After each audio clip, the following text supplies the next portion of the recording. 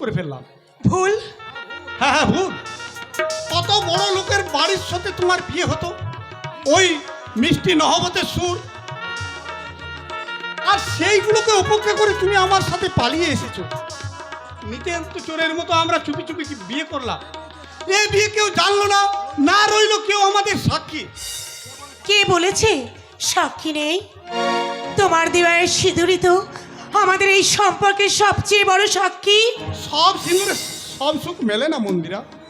তুমি তো আমার জীবনের চরম সুখ, আর তাই তো তোমার দেওয়ার সিঁদুরে আমার জীবন হয়েছে চিরমধুর। আমায় আমায় নিয়ে তুমি কি এতটুকু শান্তি পাবে মন্দিরা? তুমি তো আমার জীবনের পরম প্রাপ্তি, তাই তো তোমার মাঝেই আমি খুঁজে পেয়েছি আমার জীবনের সমস্ত সুখ শান্তি। আরে সেই জন্যই তো বড় ভয় হয় মন্দিরা। তুমি তোমার আত্মীয় পরিজন ছেড়ে, এই বিলাসবহুল জীবন ছেড়ে আমার সাথে চলে এসেছো। তোমার চাওয়া পাওয়ার পূর্ণ মর্যাদা আমি রাখতে পারবো তো মন্দিরা? আমি আমি কিচ্ছু চাই না গো, কিচ্ছু চাই না। শুধু মাথার উপর ছাদ আর দুবেলা দুমুঠো অন্ন পেলেই আমি তাতেই যে বড় খুশি গো। আমি শুধু তোমাকে চেয়েছিলাম, আর ঈশ্বর আমার সেই চাওয়াটা পূর্ণ করেছেন। এতেই যে আমি ধন্যা। বেশ, তবে চলো মন্দিরা, এই অজানা জায়গায় কোনো এক জায়গায় একটা ঘর ভাড়া নিয়ে আপাতত আমরা দিন কয়েকের জন্য বসবাস করি। তারপর ওই গ্রামের পরিস্থিতি আমাদের শান্ত হয়ে গেলে আমি আমি আবার তোমাকে নিয়ে আমাদের গ্রামে ফিরে যাব। এই কটা দিন তুমি একটু ম্যানেজ করে নাও মন্দিরা, কেমন? আমার কিচ্ছু কষ্ট হবে না, তুমি দেখে নিও। ওই কাল থেকে তোমার কিচ্ছু খাওয়া হয়নি, আর এখানে তেমন কিছু ভালো খাবারের দোকানে চোখে পড়ছে না। তুমি তুমি এখানে একটু বসো, আমি তোমার জন্য ওই দূর থেকে কিছু খাবার একটু নিয়ে আসি। ঠিক আছে, তুমি যাও, তবে তাড়াতাড়ি আসবে কিন্তু। সত্যি তো একটা অজানা অচেনা জায়গা, এখানে যে আমরা কিছুই চিনি না। আমার মনে হয় আমার সঙ্গে এভাবে ওর জীবনটাকে জড়িয়ে ফেলে আমি বোধহয় ওর জীবনটাকে একেবারে ব্যতিব্যস্ত করে তুললাম। কিন্তু না গো না, আমার জন্য তোমাকে আর কোনো চিন্তা ভাবনা করতে হবে না গো। তুমি আমাকে যেভাবে রাখবে আমি যে সেভাবেই খুশি, তার মাঝেই যে পেয়ে যাব আমার চরম সুখ শান্তি। মেম সাহেব, চলুন মেম সাহেব। বাবু, কে আপনি? আর কি হয়েছে? আপনি এত হাঁপাচ্ছেন কেন? আর সব কথা বলার নেই মেম সাহেব। ওই আপনার সাথে যে বাবুটা ছিল, ও হঠাৎ মোড়ের মাঝে গাড়ি চাপা পড়েছে।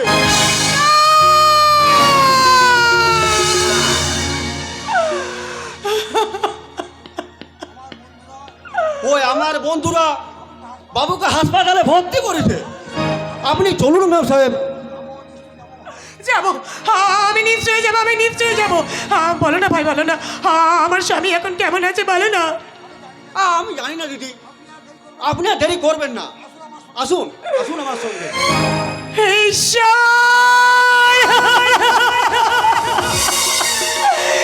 তুমি কি করলে ঈশ্বর? আমার জীবনের নববোধনের সাথে সাথেই তুমি আমার অকাল বিসর্জন করে তুললে। কেন ঈশ্বর, কেন? স্বামী কোথায়? মন্দিরা, মন্দিরা, মন্দিরা, তুমি তুমি তুমি তুমি কোথায় মন্দিরা? তুমি তুমি একটি বার ছাড়া দাও মন্দিরা।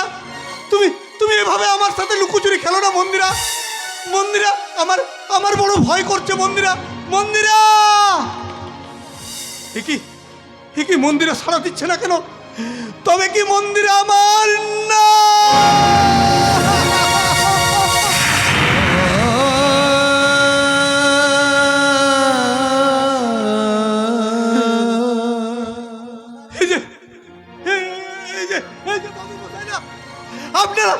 আপনারা আমার মন্দিরাকে কেউ দেখেছেন?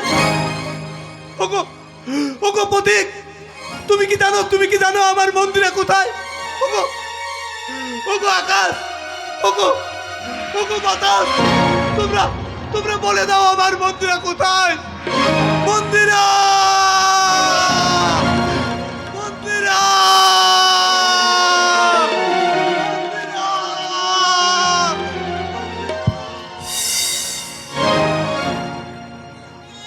এ কি হাসপাতালে যাবার নাম করে তুমি আমাকে কোথায় নিয়ে আসলে শয়তান?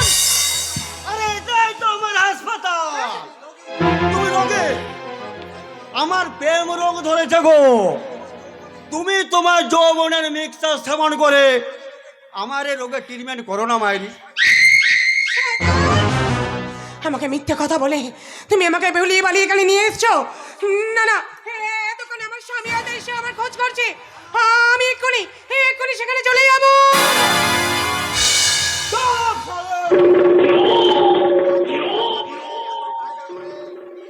এত কায়দা করে মগজ ঘাটিয়ে তোমাকে এক চান্সে মুরগি বানালাম, সে টেস্ট না করে ছেড়ে দেবো নাকি?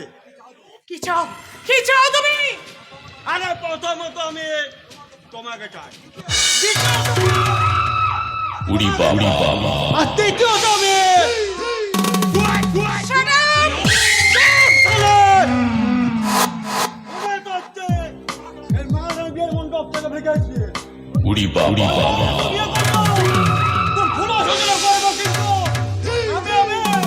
Nonsense! তুই কি ভেবেছিস হ্যাঁ? তোর এই সমস্ত ভয়ের কথা শুনে আমি আমি তোর কাছে তোর লাইফটাকে নিজেকে বিকিয়ে দেবো? কখনো না। আমি কখনো তোর কাছে নিজেকে বিকিয়ে দেবো না। শয়তান, জানোয়ার!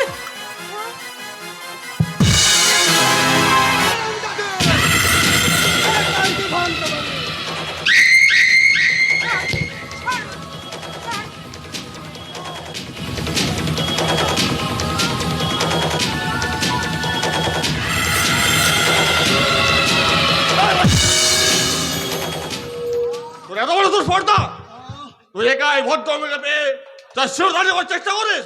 তোর হাত ধরে ভেঙে দেবো শালা। চুপ শালা! বেশি হিদেবরি দিলে না আসলে তো এই চাকু ধর, এটা পেটেই যাবো।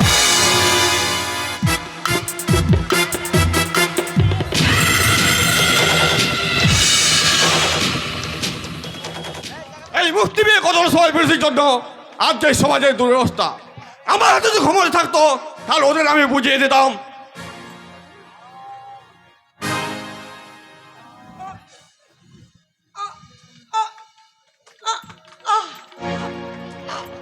এই তো এই তো কত মানে জ্ঞান ফিরেছি। আপনার কোনো ভয় নেই ম্যাডাম। ভয়? কিসের ভয়? আপনি কিসের ভয়ের কথা বলছেন? সে কি ম্যাডাম, একটা গুন্ডা আপনাকে। গুন্ডা? কোথায় কোথায় গুন্ডা? আমি আমি এখানে কেন? আমি কে? আশ্চর্য, আপনি কে মানে? আপনাকে দেখে মনে হচ্ছে ডবো বিহারিতা। তাহলে আপনার স্বামী কোথায়?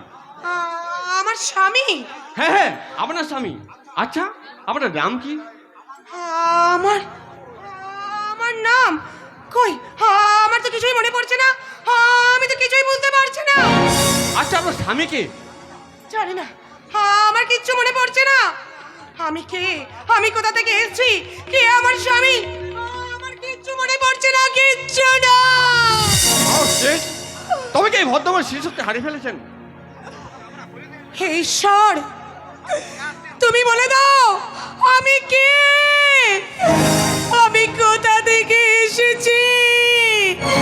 আমার স্বামী কে? ঈশ্বর, ঈশ্বর তুমি আমার স্বামীকে ফিরিয়ে দাও। ঈশ্বর তুমি আমার স্বামীকে ফিরিয়ে দাও।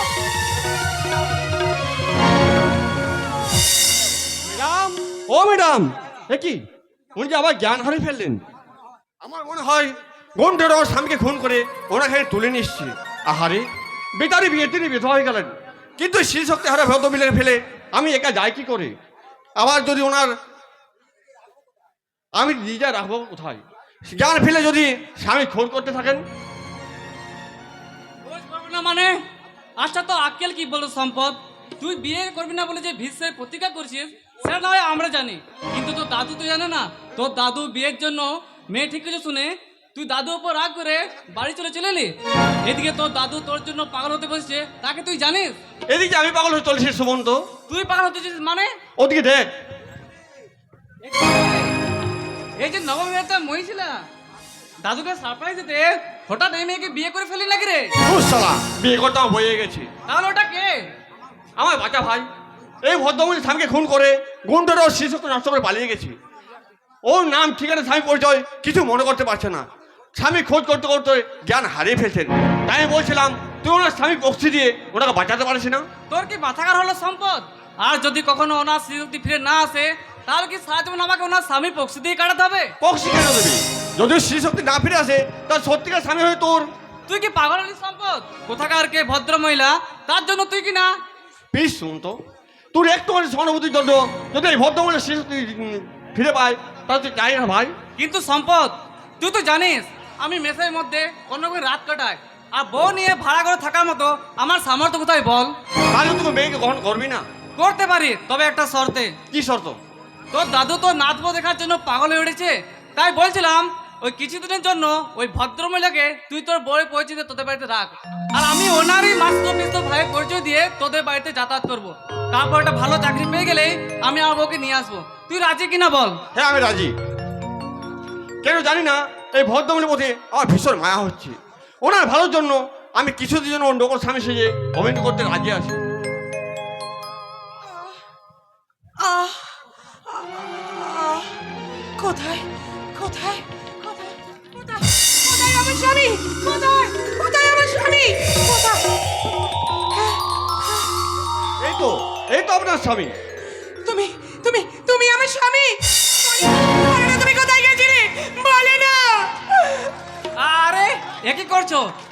আমি তো ছিলাম ওইখানে ছিলাম। কিন্তু আমার যে কোনো কিছু মনে পড়ছে না গো। আমরা কোথা থেকে এসেছি? আমার নাম কি? না না, নাম সাথী। আপনার নাম সাথী? সাথী? হ্যাঁ সাথী। শোনো সাথী, আমি তো বস্তির ছোট একটা করে রাত কাটাই, আর তোমাকে সেখানে যাওয়া ঠিক হবে না। তাই বলছিলাম যতদিন না আমি একটা ভালো চাকরি পাচ্ছি ততদিন তুমি আমার এই বন্ধুটির বাড়িতে থাকবে। আর তুমি? আমি অবশ্য মাঝে মাঝে সেখানে যাব। আর একটা কথা, ওই বন্ধুর বউকে তো বন্ধুর বাড়ির লোক বেশি দিন থাকতে দেবে না, তাই তুমি সেখানে আপাতত আমার এই বন্ধুটির নকল বউ হয়ে থাকবে, কেমন? কি বলছো তুমি? এ কেমন কথা? তোমার স্ত্রী হয়ে আমি তোমার বন্ধুর বউ হয়ে ওই বাড়িতে নকল বউয়ের অভিনয় করব? কিছু মনে করবে না বৌদি, একটা বিশেষ পরিস্থিতির পরে এই অদ্ভুত সিদ্ধান্ত বাধ্য হয়েছি। শুধু আপনার ভালোর জন্য আপনি কিছুদিন আমার দাদুর সামনে আমার স্ত্রী অভিনয় করে চলুন। প্লিজ বৌদি। দাদু ভাই, দাদু ভাই। ওই মতো দাদু এদিকে আসছে। প্লিজ বৌদি, দাদুর সামনে আসল সত্য প্রকাশ করবেন না। দাদু জানতে পারেন আপনি আমার সদ্য বিবাহিত স্ত্রী।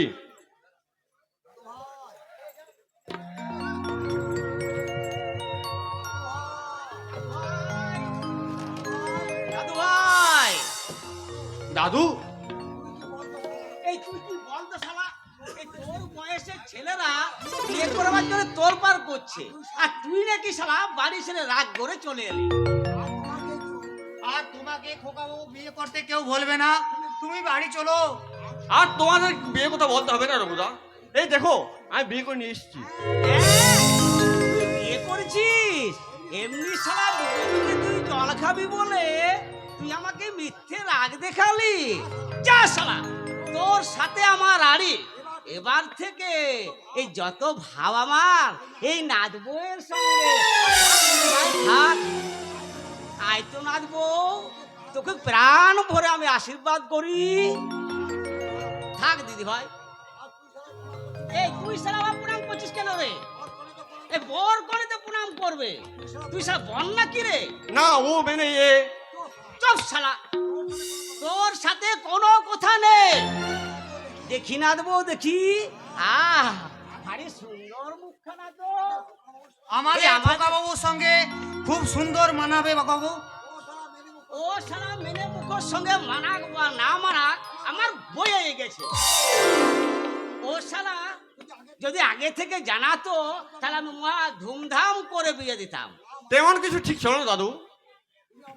তুমি আমার বিয়ের জন্য তোড়জোড় করছিলে, সেই সব সুমন্তই বললো তার একটা মাস্তুতো বোন আছে, সেই জোর করে রাজি করে আমায়। হ্যাঁ দাদু, ও তো কিছুতেই রাজি হচ্ছিল না, আমি এই প্রায় জোর করে। বেশ করেছিস। এ রঘু, বলুন কর্তা বাবু। তুই সব জোগাড় যন্ত্র কর, আমি আমার নাতির বৌভাতের জন্য মহা ধুমধাম করে বিয়ে দেবো। আর বৌভাত খাবো না, কেন না? না, আমি বলছিলাম কি, হ্যাঁ, এত ধুমধাম করে আমাদের অনুষ্ঠানটা করার কোনো দরকার নেই। বেশ, যখন তুই চাইছিস না তো তাই হবে। তবে তোদের ফুলসজ্জার ইয়েটা কিন্তু আমি নিজের হাতে সাজাবো। দেখলি তো শালা, চুপি চুপি চুপি হলো তোর বিয়ের ফুল ফুটলো তো। আয় তো নাচবো। এমন কি চাই